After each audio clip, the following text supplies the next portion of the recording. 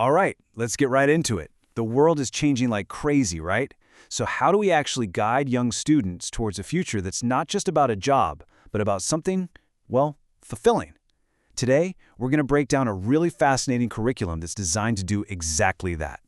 Ah, yes, the question. We've all been there. And for a lot of us, it probably caused more stress than it did inspiration. But what if we could flip that question on its head? What if, instead of asking a kid what they want to be, we help them figure out who they are first? So, here's the game plan for this explainer.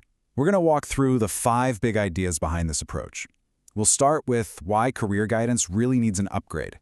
Then we'll get into self-discovery with a cool tool called RIATS. From there, we'll connect that to real jobs, see how it all gets put into practice, and wrap up with how this all ties into long-term happiness. Let's be real for a second. A lot of the old school career advice kind of misses the mark, doesn't it? It often feels totally disconnected from who a student actually is, and it's definitely not keeping up with where the job market is actually going. This whole curriculum really starts by saying, hey, we can do better. So how do we do better? Well, the whole journey begins with looking inward. Instead of just handing a student a giant list of jobs, the first step is all about self-discovery, and that's where this really powerful framework comes into play. At the heart of it all is something called the RISEC model. Its real strength is just how simple it is.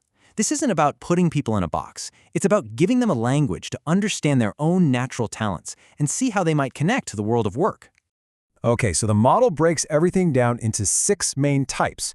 You've got your realistic types, the doers, the investigative types, who are the thinkers, and of course, the artistic types are creators. Then you have the social types, the helpers, enterprising persuaders, and finally, the conventional types, who are the organizers.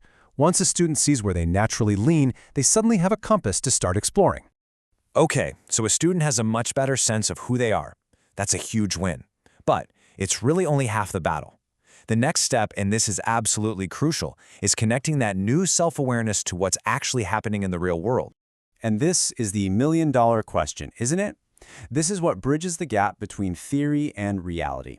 A student might find out they're an investigative thinker, which is great, but what does that actually mean in today's economy? Where can they go to really thrive? This is where the curriculum gets really smart and super specific. It focuses on high-growth industries that are relevant to the student's own economy. In this case, we're looking at Bangladesh. We're talking about huge sectors like ICT, agro-processing, fintech, and renewable energy. These are the fields that are literally building the future. And here it is. This is where the magic happens. A realistic doer can suddenly picture themselves building renewable energy infrastructure. A conventional organizer might see a perfect fit in the superstructured world of fintech. This is what makes it all feel real and, most importantly, achievable. So, you've got self-knowledge, you've got market awareness. Now it's time to actually do something with it. This part of the curriculum is all about turning that vision into real, practical steps that students can take right now.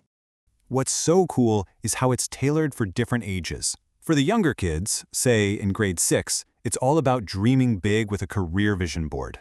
It's creative, it's fun, there's no pressure. But fast forward to grade 9, and the focus shifts to building a skill-based resume. That's about helping older students start to actually document and talk about their real abilities. It's a perfect journey from pure imagination to practical application. All right, on to the final piece of the puzzle, and honestly, this might be the most important one.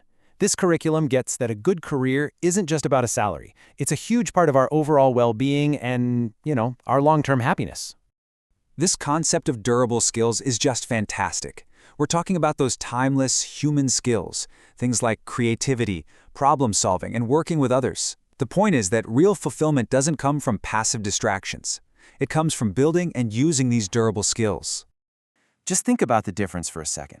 Our world is full of these easy, short-term dopamine hits you get from just scrolling on your phone. It's fleeting.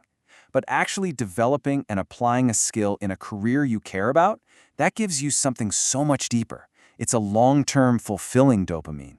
It's that genuine sense of purpose that you just can't get from a screen. So, when you step back and look at the whole thing, you see this beautiful, clear path. It all starts with discovering your strengths. Then, you connect those strengths to what the world needs. You're guided to take real action, and the whole thing is anchored in the idea of taking care of your own well-being. And that's really the bottom line here. A curriculum like this is doing so much more than just prepping kids for a job. It's giving them self-awareness, real-world knowledge, and a wellness-first mindset. I mean, these are tools they're going to use for the rest of their lives. Which kind of leaves us with one last thing to think about.